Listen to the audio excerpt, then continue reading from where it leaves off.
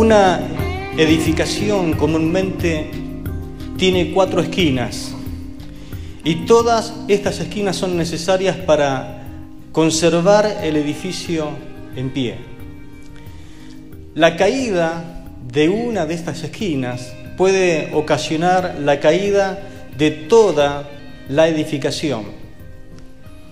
La casa de Dios, quizás le podríamos decir también en esta noche, la iglesia del Señor Jesús, la iglesia de Jesucristo, tiene también 4 esquinas bien fuertes.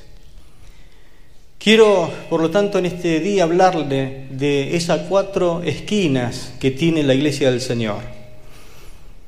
¿Cuáles son estas esquinas? Vamos a Hechos de los Apóstoles, el capítulo 2, el verso 42, que dice lo siguiente: y perseveraban en la doctrina de los apóstoles, en la comunión unos con otros, en el partimiento del pan y en las oraciones. Amén. Allí tenemos las 4 esquinas. La primera esquina, entonces, vamos a denominarla en esta noche la esquina de la doctrina de los apóstoles. Los creyentes de la iglesia primitiva no corrían tras cualquier orador, tras cualquier sacerdote con una nueva visión, o detrás de cualquier enseñador o doctor de la ley, sino que ellos estaban bien arraigados y cimentados en lo que era la doctrina de los apóstoles. No corrían detrás de cualquier doctrina foránea, detrás de cualquier doctrina extraña o asombrosa que de repente ellos escuchaban por ahí o veían que surgían de algunas de las sinagogas de Jerusalén o de algún lugar, sino que la Biblia nos dice que ellos perseveraban en lo que ellos habían aprendido. ¿Por qué? Porque ellos no querían que esa esquina fuese destruida. Los apóstoles de la iglesia primitiva, en algún momento, en pleno auge en su ministerio, por envidia, fueron arrestados por los sacerdotes y por el Sanedrín de aquel tiempo, y les prohibieron de que hablaran en el nombre de Jesús. Los amenazaron, los castigaron, y dice la Biblia que ellos salieron gozosos de ese lugar después de haber sido azotados y amedrentados. Pero previo a esto, un ángel dice que le dio libertad a ellos de la cárcel y seguían predicando la palabra. Claro, el Sanedrín se vio forzados a hacer una restricción bien fuerte en cuanto a lo que ellos predicaban, porque indudablemente ellos se dieron cuenta de que había un poder especial en la proclamación de esa doctrina que habían aprendido del Señor Jesús. Claro que no cabe duda que costó mucho dolor, como también hoy en día va a costar mucho poder permanecer en la doctrina que nosotros hemos aprendido, en la doctrina en la cual usted fue salvo, porque la Biblia no le pide ni más ni menos que usted persevere en la doctrina en la cual usted fue salvo y pide que usted persevere, porque en los postreros días vendrá justamente un deseo desenfrenado, habrá comezón de querer oír algo nuevo, algo novedoso, algo foráneo, y dice que irán de un lugar a otro tratando de poder escuchar o que alguien le diga lo que sus oídos quieren escuchar. Pero la Biblia nos dice que nosotros debemos perseverar en lo que hemos aprendido y sabiendo inclusive de quién hemos aprendido. Costó mucho dolor, costó mucho sufrimiento, costó muchas persecuciones poder perseverar en la doctrina que ellos recibieron de boca del Señor. El precio fue un río de sangre de mártires matados por el Imperio Romano, perseguidos por el Sanedrín, pero al mismo tiempo que ellos morían y daban su vida por lo que ellos habían creído y por su fe, el cielo se les abría para poder ser recibidos en el paraíso y estar eternamente con su Señor. ¿Cuánto dan gloria a Dios por esto? Nuestra esperanza sigue siendo el cielo. Mientras la iglesia primitiva permaneció en la doctrina de los apóstoles, se mantuvo en pie como una roca firme, inamovible, como el monte de Sión, dice la Biblia, que no se mueve, sino que permanece para siempre. Más tarde, aproximadamente en el año 300 después de Cristo, la iglesia sufrió la caída justamente de esta esquina y vino como consecuencia la caída de lo demás, la caída de la iglesia, caída que justamente nos relata la historia de la iglesia. Si usted es lector y lee un libro como por ejemplo La Marcha del Cristianismo o algún otro libro que por allí hable de la iglesia de Cristo, de los comienzos, usted se va a dar que no tardó mucho tiempo que el enemigo minó esa esquina y la hizo caer, pero por descuido justamente de las personas que tenían que cuidar y perseverar, de aquellos que tenían que velar para que el enemigo no se infiltre en ese lugar. Debemos velar y estar atento, porque si usted conoce las artimañas del diablo, se dará cuenta que lo que a nosotros nos salva es la fe, el creer, y justamente creer en una doctrina que es la doctrina del Señor. Hoy, si usted tiene acceso a Internet, usted verá que esta esquina de la iglesia ha sido minada y está a punto de ser derribada, porque el enemigo se infiltró en las redes sociales, se infiltró en Internet, se infiltró donde la gente pasa mayor tiempo y todos tienen acceso a esa información, desde el más chico hasta el más grande, desde el que tiene 5 años, 10 años, 11 años, hasta que tiene 70, 80 o 90 años. Si tiene acceso a Internet, va a mirar en ese lugar y el diablo le sembrará dudas. Y usted vendrá a una reunión como estas para adorar el nombre del Señor, pero en su mente estará dando vuelta, pero ¿será que el diezmo hay que darlo en este tiempo? ¿Será que existen y tienen que haber pastores? ¿Será que, como dice ese estudio que leí o el otro que estuve mirando, la salvación no se pierde y que somos salvos, siempre salvos, y le dará vuelta por un montón de lugares tratando de meterle cizaña en su terreno? Y usted sabe que el trigo es parecido a la cizaña y la cizaña es muy parecido al trigo, pero una va al granero y la otra va a ser quemada al fuego, porque no sirve.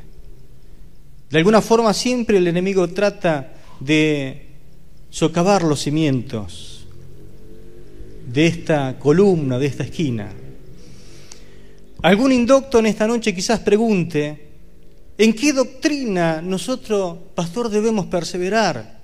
¿Cuál es esa doctrina de los apóstoles? Contestamos en esta noche que esta doctrina está diseminada por los evangelios, porque es lo que el Señor le enseñó a los apóstoles. Está diseminada por Hechos de los Apóstoles y también por todas las epístolas.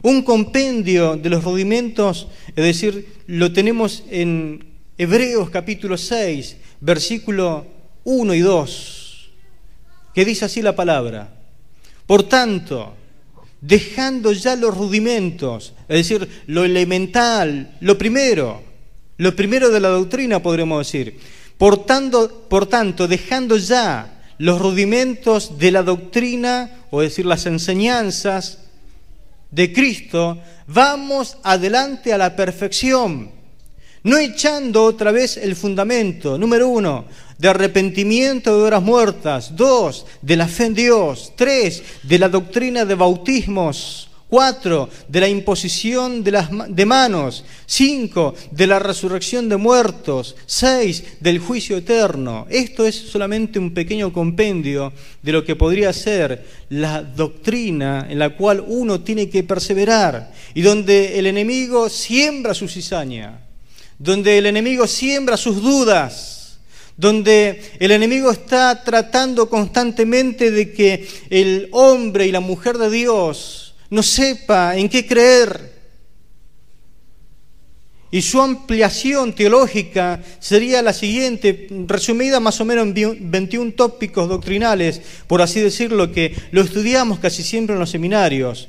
Por ejemplo, las doctrinas en las cuales nosotros debemos perseverar, la doctrina de los apóstoles, podríamos decir que es la doctrina de la Biblia, como las Sagradas Escrituras.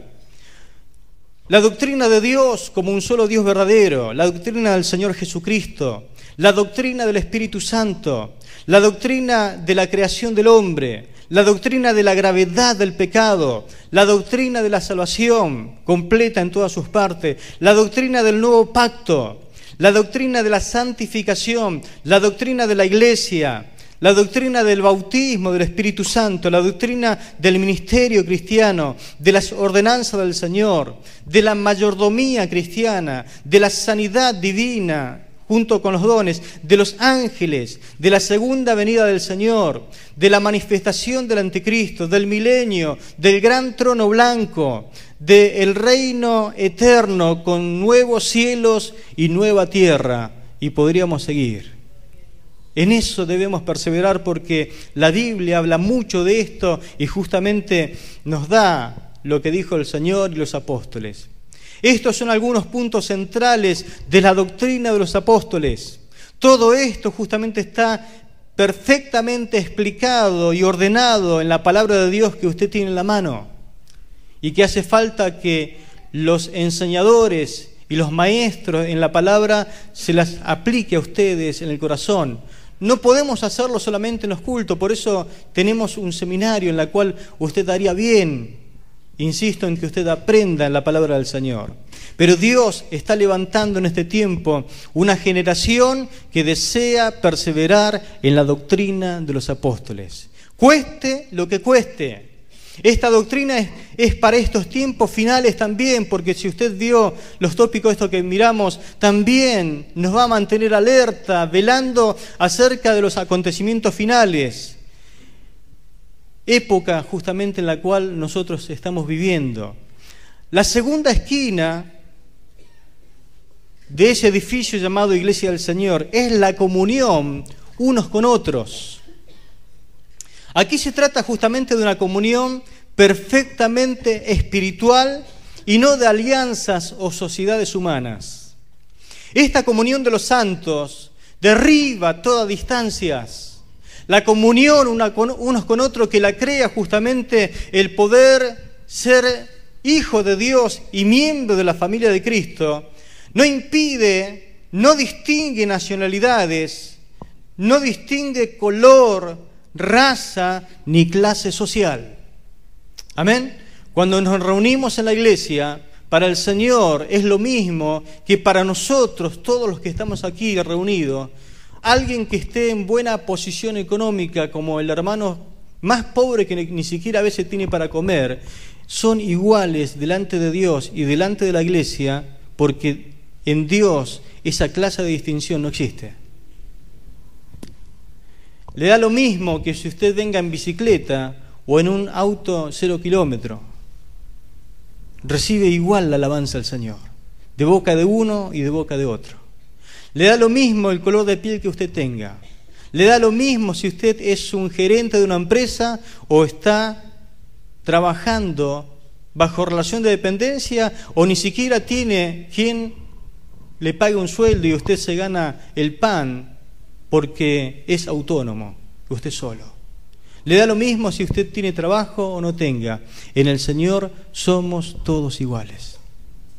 Amén. Esta esquina debería ser bien sólida. bien fuerte, y debe sustentarse constantemente con el hábito de congregarse en la casa de Dios. Porque usted no me puede decir, yo estoy en comunión, hermano, con usted y lo amo y lo aprecio, y nunca me ve. Cada vez que puede congregarse no lo hace. No digo que si usted está enfermo o imposibilitado de hacerlo. Estoy diciendo que cada vez que usted pueda congregarse, debe congregarse para que juntos alabemos y busquemos al Señor en su casa. El salmista en una oportunidad dijo en el Salmo 133, versículo 1, qué maravilloso y qué agradable es cuando los hermanos conviven, es decir, están juntos y en armonía. ¿A cuántos de ustedes les gusta estar juntos y en armonía en la casa de Dios? ¿Ama a su hermano? Mirad cuán bueno y cuán delicioso es. Es algo que a los ojos da dulzura. Y es como que destapa una alabanza hacia el nombre de nuestro Dios. Ver el pueblo del Señor. La iglesia junto con los apóstoles, dice la Biblia, que ellos perseveraban en esta comunión. Si leemos Hechos capítulo 2, el verso 46, dice, todos los días se reunían en el área del templo permitido, porque había un área, porque el templo era hebreo, era de los judíos, pero había un área permitida para que ellos se pudieran reunir. Luego dice que se reunían en pequeños grupos para celebrar la comunión o cena del Señor en diferentes hogares y para compartir los alimentos con profundo regocijo y gratitud, sencillez y alegría. ¿A cuánto le gusta la comunión unos con otros? Amén. Se reunían en el templo, ¿para qué? Para poder captar las almas perdidas, para hacer evangelismo. Se reunían en las casas, ¿para qué? Para fomentar la comunión. No podían reunirse en una casa porque eran miles y miles de hermanos, entonces los separaban en grupos, con un líder. Entonces ellos celebraban la cena del Señor y además podían tener un tiempo de comer algo. El comer juntos hace de que podamos participar todos de una misma cosa. Eso fomenta la comunión, trae regocijo y gratitud. ¿A cuánto de ustedes les gusta comer? ¿No se pone contento usted cuando llega a casa y su esposa le ha preparado el plato preferido? Le cambia la cara. Ahora cuando usted llega a casa y la ve a su esposa estresada y de mal humor, y usted dice, ¿qué hay para comer? No sé, prepárate lo que querés, le dice. Oh. Ya cuando no hay comida en casa y hay una mala contestación, la cara se le cayó. ¿Conoce ese dicho que al hombre se lo conquista por el estómago, a la mujer por el oído? Bueno, a la iglesia del Señor se la conquista comiendo juntos. Estamos juntos, con alegría, con sencillez de corazón. En los encuentros comemos. En una reunión de hombres, ¿qué hacemos? Comemos la palabra de Dios. Y algo más también. Pero siempre hay comida, porque queremos tener un tiempo de regocijo juntos. Por lo general, casi siempre después de alguna actividad, nos gusta estar juntos para comer con sencillez y alegría. Y usted va a ver que no hay diferencia alguna, todos comen por la boca. ¿Sí? Somos iguales. Todos saboreamos esa misma cosa en común. Todos nos ponemos contentos. Hay diferentes formas de expresiones, diferentes formas de ser. ¿Hay diferentes formas de comer?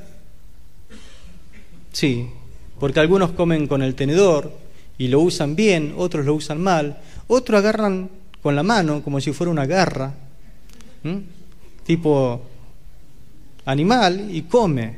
Dice, ¿para qué si me siento mejor así? Y a algunos les cae mal, otros les caen bien, otros comen con un silencio espeluznante, que da miedo, y otros comen haciendo ruido.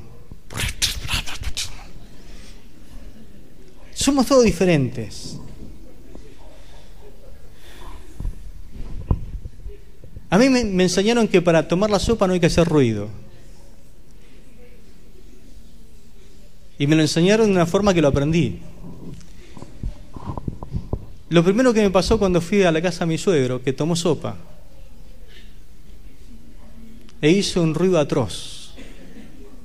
Pero yo lo tuve que soportar. Y digo, qué lindo ruido que hace.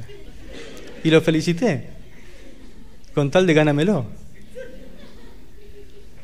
Pero todos podemos ceder.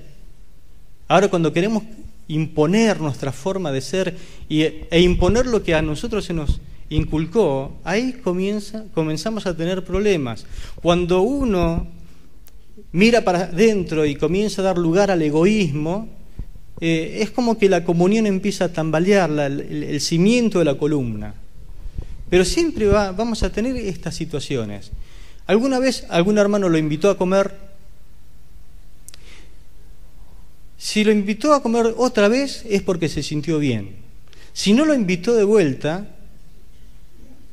no pregunte por qué será. Pero todos tenemos problemas en las relaciones. No sabemos cómo relacionarnos. Cuando estamos llenos del amor de Cristo, la cosa es muy diferente. Usted sabe que la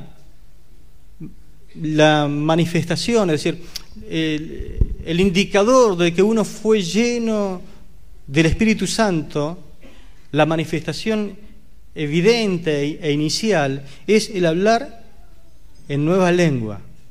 Ahora, ¿cuál es la manifestación, la evidencia inicial? Lo primero que resalta cuando uno es salvo. Lo agarré ahí, ¿eh? ¿Sabe cuál es la manifestación? El amor. En esto conocemos que hemos pasado de muerte a vida. ¿En qué? Se aman los unos a los otros. En que os amáis, dice Juan. Entonces, cuando yo amo a mi hermano, soy salvo. Y cuando uno ama, puede soportar un montón de cosas, ve las cosas diferentes. ¿Nunca escuchó a alguien que está enamorado? Y usted le pregunta, che, ¿y cómo es? Sus ojos son como miel, te dice. Destilan, parece miel. Y como que sale un brillo de sus ojos. Sus orejas o oídos, no sé cómo decirlo, son suaves. La boca es como una perla. Leyó alguno de Cantar de los Cantares, ¿no? Sus cabellos son como... y ahí le comienza a describir su piel blanca, terciada. No tiene arruga. Claro, cuando usted la vea a la fulana, y usted mira, che, pero... ¿no fuiste nunca al oculista? Te haría falta ir, porque es morocha, es bocona, es orejuda, no tiene pelo. Es decir, que el amor nos hace ver las cosas de otra forma, de otra manera. El amor, no sé si alguna vez encontró un hermano que está experimentando y viviendo el primer amor en la iglesia. Te dice, la iglesia es lo mejor que hay, la iglesia es maravillosa, amo a los hermanos, y ora por cada uno, y lo mejor que le puede pasar en ese momento es cruzarse con alguien que está desanimado y lo anima y le habla de Cristo y ama a la iglesia, pero pasado el tiempo, si hizo mella las luchas y las pruebas y las circunstancias adversas en su vida y no entiende lo que le está pasando y se enfrió ese primer amor, las cosas comienza a mirarla de otra forma, de otra manera. Pero hay solución para eso, avivar el fuego del amor en el Señor. Pero claro que es imposible si yo lo hago humanamente, pero cuando uno es salvo y necesita cuidar esta esquina que es la comunión unos con otros, Efesios 4:3, hay una palabra que Pablo le escribe a la iglesia de Éfeso, ya ha pasado mucho tiempo, Hechos capítulo 4, versículo 3, dice, solícitos en guardar la unidad del Espíritu en el vínculo de la paz. Otra versión pone el texto de esta forma, dice, hagan todo lo posible por mantenerse unidos en el Espíritu y enlazados mediante la paz. Gloria a Dios. Porque acá hay una palabra que te anima a hacer algo. Dice, hagan todo lo posible por mantenerse unidos. Hagan todo lo posible. Que usted siempre salga de la situación diciendo, pastor, yo hice todo lo posible, todo lo que estaba a mi alcance, para mantener la unidad en el Espíritu mediante la paz. Debemos estar en paz unos con otros. ¿Puede ser que en la iglesia suceda que haya problemas uno con otros? Sí, porque está constituida por gente, por seres humanos. Aun si fueran que están constituidas por ángeles, ¿usted cree que no va a haber problema?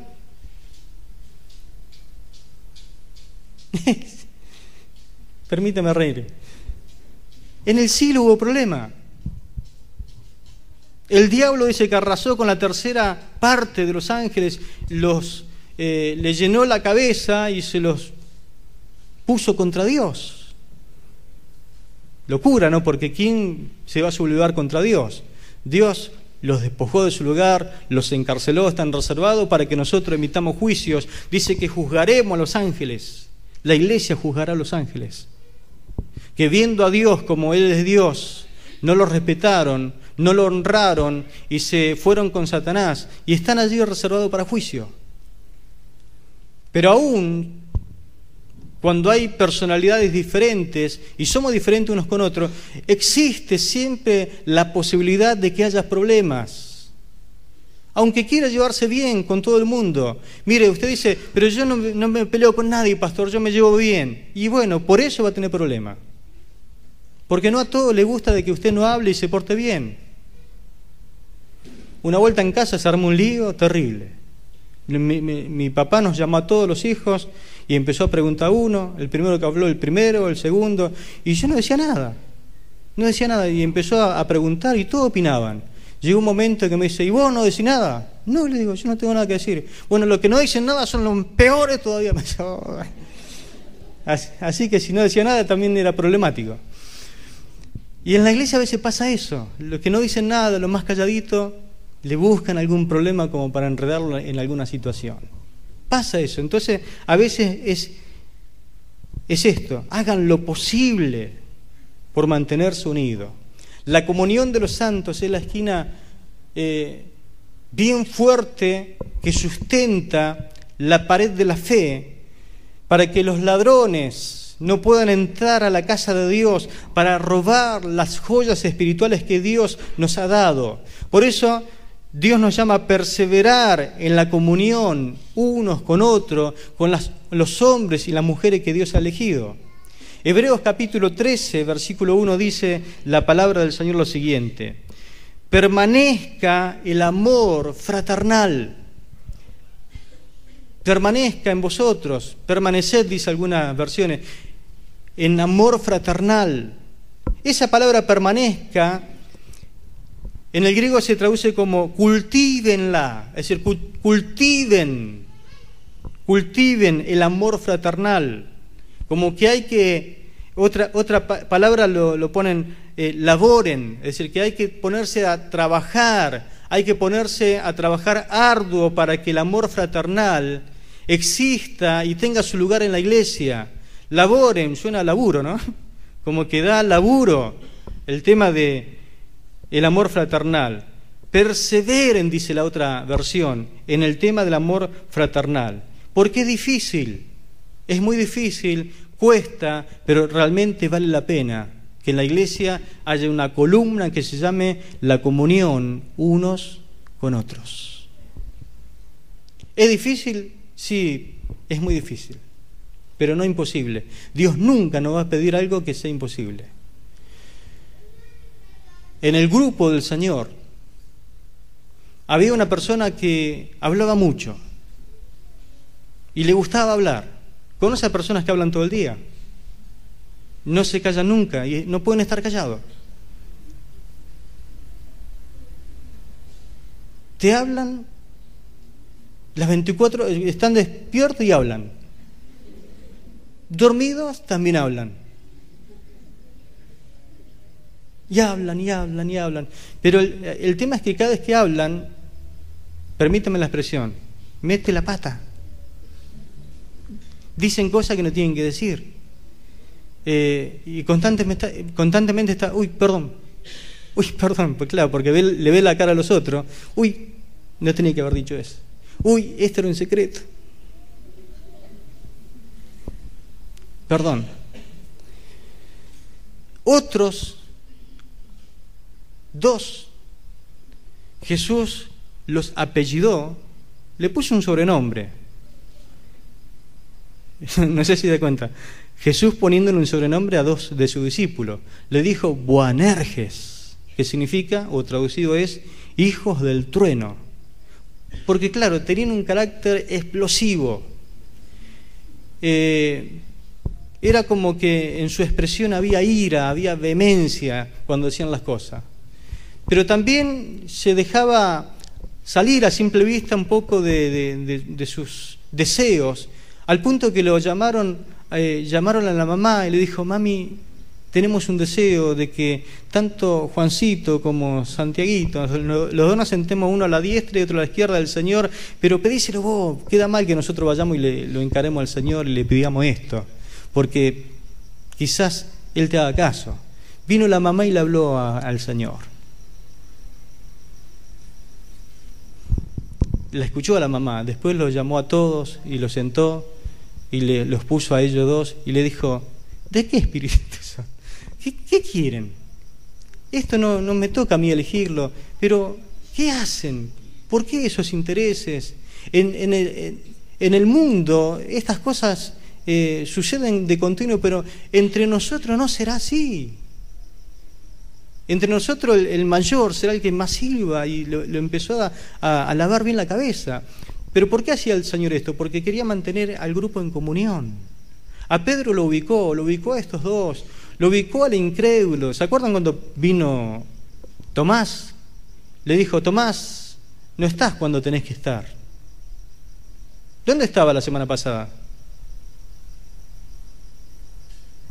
Pero meté tu dedo en mi agujero que vos dijiste y meté tu mano en mi costado, porque yo te escuché cuando dijiste eso. Aunque vos no me veías, yo estaba presente. ¿Usted cree que el Señor está presente aunque usted no lo vea? Pregunto de vuelta. ¿Usted cree que está presente el Señor aunque usted no lo vea? ¿Se cuidaría de hablar entonces? Porque no estaba presente ahí a simple vista, pero el Señor escuchó todo lo que dijo Tomás. Y por eso después vino, ¡ay, Señor mío, Dios mío! Bienaventurado Tomás, el que cree sin haber visto. Vos no, que necesitás ver y tocar para recién creer. Y así un grupo bastante problemático. ¿Cuál es su problema?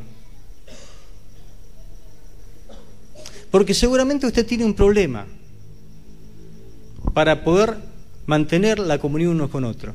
Ojalá que usted se conozca, ojalá que todos los conozcan. Mientras haya amor, hermano, es como ese aceite que lubrica. ¿Vio que al motor 2x3 hay que cambiarle? El aceite, cuando usted no le cambia el aceite y el aceite pierde la viscosidad, ¿qué le pasa a ese motor? Es un problema, ¿no? Es un problema porque se empiezan a desgastar las piezas y empieza a humear y ya empiezan los problemas, que se te sopla la junta, que se pasa el agua al aceite y que se recalentó el motor. Y bueno, la iglesia a veces sufre ese tipo de embate, ¿no? Porque no estamos cambiando constantemente y renovando el amor unos con otros. Entonces, permanezcan, cultiven, laboren, perseveren, es decir, mantengan la lubricación como corresponde en el amor fraternal, porque Pablo inclusive dijo que hay algunos difíciles de soportar, pero debemos soportar. Hay algunos difíciles de amar, pero debemos poner lo mejor para amar. tenemos diferentes pensamientos, diferentes reacciones, venimos de diferentes crianzas, pero a todos el amor de Cristo nos tiene que llenar hasta que nuestra copa rebose. La estrategia del lobo feroz, del animal feroz, es aislar a la oveja inexperta, a la débil, a la oveja que la ve enferma y debilitada, la va aislando del rebaño para posteriormente comérsela, devorársela.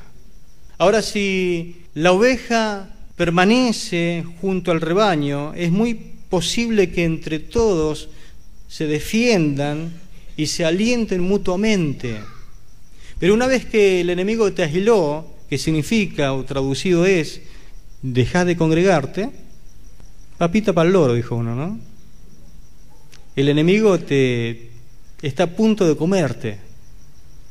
No tenés fuerza, no tenés la capacidad suficiente de defenderte, y el enemigo gana la pulseada. La tercera esquina, hermano, es el partimiento del pan, lo que hoy hicimos, la Santa Cena. Los miembros de la Iglesia, aquellos que se han bautizado en aguas, aquellos que han dado el paso de fe, que dejan de tomar parte de la Santa Cena del Señor, pierden grandes bendiciones y andarán débiles y enfermos. Hay congregaciones donde a la Santa Cena la toman semana tras semana. Hay congregaciones que la toman algunos cada 3 meses. Hay algunos que la toman cada 9 meses. Nosotros tenemos la costumbre de hacerlo una vez al mes, para que no pierda valor y tampoco para que no la hagamos muy distanciado, sino que la hagamos en el momento preciso. Nosotros como Iglesia Asamblea de Dios. Otras congregaciones le dan la Santa Cena a cualquier persona, es decir, los que vienen por primera vez, los que estén viviendo cualquier clase de vida, le dan para participar. Nosotros no, nosotros creemos que la persona que debe participar de la Santa Cena es la que dio el paso de fe, bautizándose en las aguas, y pasó a ser miembro de la Iglesia y está en comunión con todos. Es nuestra costumbre como Iglesia Asamblea de Dios. En algunas iglesias le dan a la familia entera, al chico, al preadolescente, a los que no se han bautizado, le dan a todos. Nosotros no, solamente a aquellos que están en comunión unos con otros y que han dado el paso de fe. El partimiento del pan o la Santa Cena del Señor fue instituida justamente por el mismo Señor y por esto tiene un valor muy importante. Cuando uno lee Mateo capítulo 26, versículo 26 en adelante, se da cuenta de que el Señor tenía un anhelo profundo de poder instituir la cena del Señor. Dice la palabra lo siguiente: y mientras comían, tomó Jesús el pan y bendijo y lo partió y dio a sus discípulos diciendo, y dijo: tomad, comed, esto es mi cuerpo.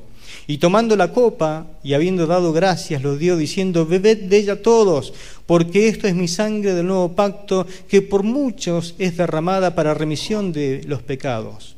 Os digo que desde ahora no beberé más de este fruto de la vid hasta aquel día en que lo beba nuevo con vosotros en el reino de mi Padre, esto es, allá en el cielo. Y cuando hubieron cantado el himno, salieron al monte de los olivos. Casi digo que hay que cantar un himno en Santa Cena, pero el Señor cantó un himno, se cantó un salmo, alabando el nombre del Señor. Lo que era la Pascua para el pueblo de Israel, que era lo que se estaba celebrando en ese momento, el Señor lo convirtió para la Iglesia lo que es la Cena del Señor. Por eso la Cena del Señor no es solamente una fiesta espiritual para la Iglesia, sino también es un freno para aquellos hermanos que son rebeldes y viven mal en la comunión unos con otros. Pablo dijo: por tanto, pruébese cada uno a sí mismo y coma así del pan y beba de la copa. La Santa Cena es un elemento de juicio. Por eso es bueno que nosotros participemos de la Santa Cena, para poder juzgarnos, para poder probarnos. Dice: por tanto, pruébese cada uno a sí mismo. El juicio lo tenemos que hacer nosotros con nuestra persona. No puede usted tomar la Santa Cena y comenzar a participar y a ver quién es el que participa. Aquel no merece. Aquel tampoco. Yo tampoco puedo del púlpito decir, usted, mi hermanito, el que tiene el chaleco, no, usted no puede participar. Lo he visto desde el púlpito, es decir, marcaban quién era que podía participar y quién no. Eso es una exageración, eso es algo imprudente. No se puede hacer porque dice que debemos juzgarnos a nosotros mismos, pasar por un juicio, porque hay algunos que comen y participan indignamente sin darle el sentido correcto a la Santa Cena. El que tiene algo anormal, algo que no anda bien, debe tratar de enmendarlo antes de tomar la cena del Señor para no participar indignamente, porque si es una cena de comunión y no estoy en comunión, debo arreglar. Y si no puedo arreglar, por lo menos prometé al Señor, participar y decir, bueno, después voy a arreglar, Señor, y cumplilo. Pero no deje de participar.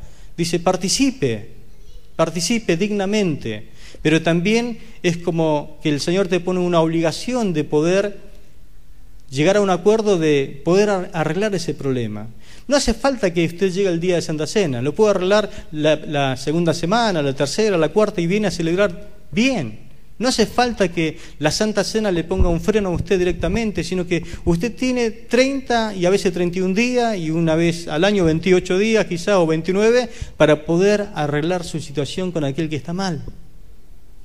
Un pedido de perdón o un perdón que debe, nada más. Y tratar de no hacerlo más. El creyente sincero en la iglesia no teme pasar por este examen porque sabe que es saludable para su vida espiritual. Dios no quiere condenar a su iglesia. Dios no quiere debilitar a la iglesia. Dios no quiere enfermar a la iglesia.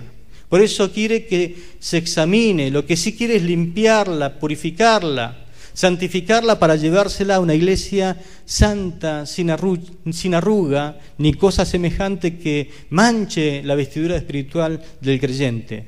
Indignamente, cuando participo, dice la palabra que recibo condenación. Ahora, algunos dicen que se debilitan, algunos se enferman y otros mueren o duermen en el Señor. Ahora, si participo dignamente es para bendición. En vez de debilitarme, es muy probable que yo me fortalezca después de un culto de Santa Cena tomado dignamente. En vez de enfermarme, es muy posible que reciba sanidad. Y en vez de morirme o partir, voy obteniendo vida eterna o vida en abundancia, gloria al Señor. Por eso no faltemos a esta celebración de la Santa Cena, perseveremos en la comunión de la Cena del Señor y conservemos así esta tercera esquina intacta y cada vez sea más fuerte en el Señor. La cuarta y última esquina es la de la oración. Esta esquina, por ser la cuarta, no es la menos importante. No es menos importante que la doctrina, que la comunión o que la Santa Cena. Los apóstoles y los discípulos de Jesús, si usted ve Hechos capítulo 2 y ve el contexto, ellos oraron mucho tiempo antes de Pentecostés. 10 días estuvieron clamando, buscando el rostro del Señor y tratando de arreglar la situación que estaban teniendo. Ellos oraron el día de Pentecostés, cuando descendió el Espíritu Santo y los llenó a todos. Y ellos oraron después del día de Pentecostés, porque dice la palabra que perseveraron en la oración. Sin la oración, la iglesia sería destruida y pronto caería para dejar de existir. Porque es lo mismo que cuando usted derriba una de las 3 esquinas, tambalea todo. Sin la oración, la doctrina vale poco, por no decir no vale nada. Sin la oración, la comunión unos con otros no vale nada. Sin la oración, la cena del Señor no vale absolutamente nada. Nada tiene valor, nada cobra valor sin la oración. La oración, hermano, completa el edificio del Señor. La oración estabiliza toda la obra del Señor y le da seguridad. ¿Me está entendiendo lo que le digo? Muchos creen en la oración, pero no basta. Hay que practicar la oración. Yo a veces le pregunto a algún hermano, ¿por qué no venía al culto de oración? Y me queda mirando y dice, lo que pasa es que no lo tengo incorporado, pastor.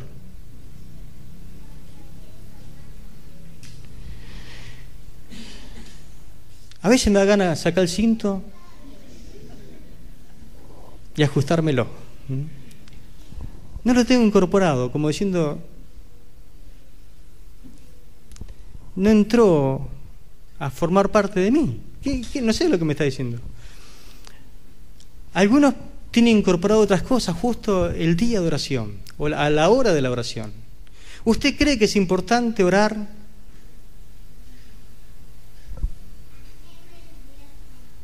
Míreme, ¿usted cree que es importante orar? Incorpórelo. Haga del culto de oración un hábito. Yo estoy contento y hasta sorprendido porque hay muchos hermanos que creen en esto de la oración, que creen que es una columna que hay que fortalecerla y estar velando para que no caiga. Por años hay hermanos que permanecieron en la oración. ¿Sabe cuánto eran? 4, los más 5, a veces 6. En avivamiento eran 8. El culto pasado éramos 34. Y podría ser mucho más si a usted le da el deseo de incorporarlo a su hábito de vida. Porque algunos no vienen porque no... qué sé yo, no sé. ¿Qué hacen ahí? Oramos y lo hacemos cortito, 1 hora y media. Cosa de que usted venga, ore y después se vaya urgente a sus quehaceres. Pero necesitamos orar. Pablo dijo, orad sin cesar. Orad sin cesar. A Timoteo el apóstol le escribe, 1 Timoteo 2:1, dice, exhorto ante todo a que se hagan rogativas, oraciones, peticiones y acciones de gracia, dice, por todos los hombres. Y comienza a enumerar por quién hay que orar. Pero exhorto ante todo. Ante todo. ¿Qué significa ante todo? Ante todo. Ante de cualquier cosa que usted crea que es importante, ante todo pido que se hagan rogativas, oraciones, peticiones y acciones de gracia. El apóstol Pablo creía en la oración, practicaba la oración, pedía oración, oraba por todos. Todo el mundo oraba por él porque lo necesitaba. La iglesia primitiva oraba en la hora de persecución y en la hora de bonanza. Las cárceles se abrieron como resultado de las oraciones. Los perseguidos salieron a libertad por causa de las oraciones. Juicios cayeron sobre sus enemigos y otros fueron totalmente convertidos al Evangelio como resultado de la oración. La oración dio lugar a los milagros. La oración hizo que se fortalecieran y siguieran predicando con denuedo. La oración fue la fuente de inspiración junto con la palabra, para que la inspiración y la extensión de la obra vayan de la mano. Nunca prescindieron de ella. La oración. Los hombres y mujeres de Dios siempre andan tratando de fortalecer más y más esta esquina.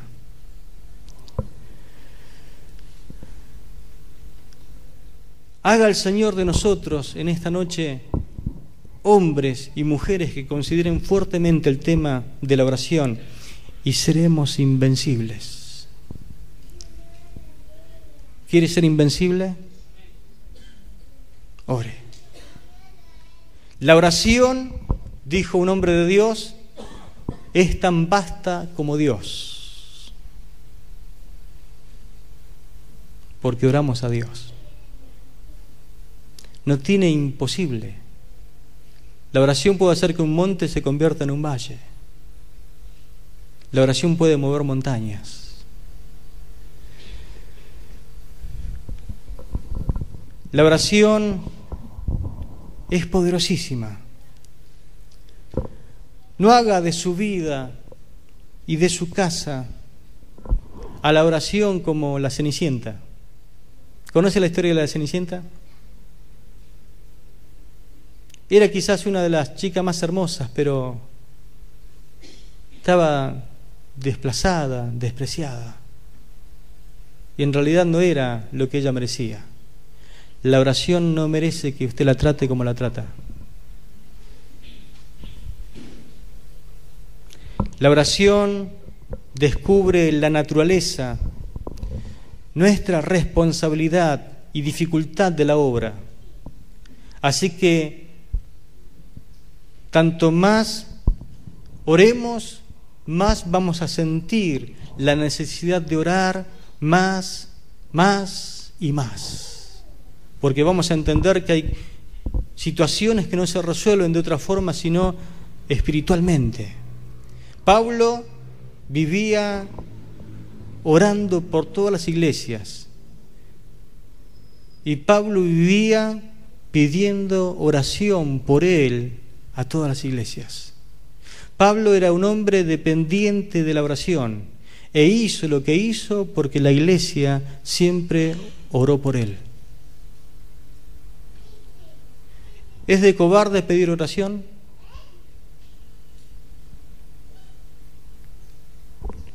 Pablo vivió pidiendo oración. Cuando uno ora y pide oración, hace que nosotros podamos sentirnos más dependientes de nuestros hermanos. Y yo no quiero, ni yo, ni que usted crea que puede vivir solo independientemente de la iglesia o de sus hermanos. Así como si se corta un brazo no puede vivir más porque no está arraigado al cuerpo, lo mismo le pasa a un miembro del cuerpo de Cristo si no está unido a Él por medio de la oración. Se va secando, no tiene vida, se muere. La oración nos hace dependientes los unos de los otros. Mis hermanos, las 4 paredes que une las 4 esquinas se llaman la fe, el amor, la humildad y la esperanza. La morada de Dios en espíritu tiene que ser una casa bien sólida y fuerte. Dice Pablo escribiendo a los Efesios: todos los miembros de la iglesia son como un edificio, el cual está construido sobre la enseñanza de los apóstoles y los profetas. Ese edificio, Jesucristo, es la piedra angular, esa piedra que une las 2 construcciones. Él es quien mantiene firme todo el edificio y lo hace crecer para que llegue a formar un templo dedicado al Señor por su unión con Jesucristo, es decir, como piedra angular. Ustedes también forman parte de ese edificio. Escuche, en donde Dios habita y mora en el Espíritu. ¿Cuántos de ustedes quieren que la iglesia, no estoy hablando de las paredes, la iglesia sea la morada de Dios en espíritu? Bueno, démosles el lugar propicio, adecuado para que Él se pueda manifestar. Y es por medio de la oración.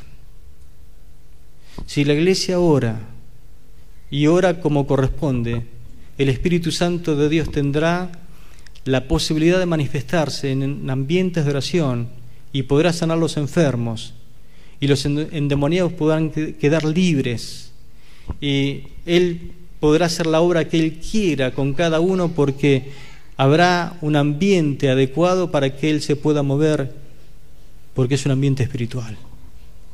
Amén. 4 esquinas que cada uno de nosotros tenemos que cuidar. Nadie la va a cuidar por nosotros. El diablo, al contrario, va a socavar para que esa esquina se caiga. Si se cae una de estas, se caen las otras 3. Amén. Haga su parte, yo haré la mía, y cada uno que haga su parte de cuidar estas cosas, porque es el único lugar, la iglesia, donde Dios se quiere manifestar. Amén.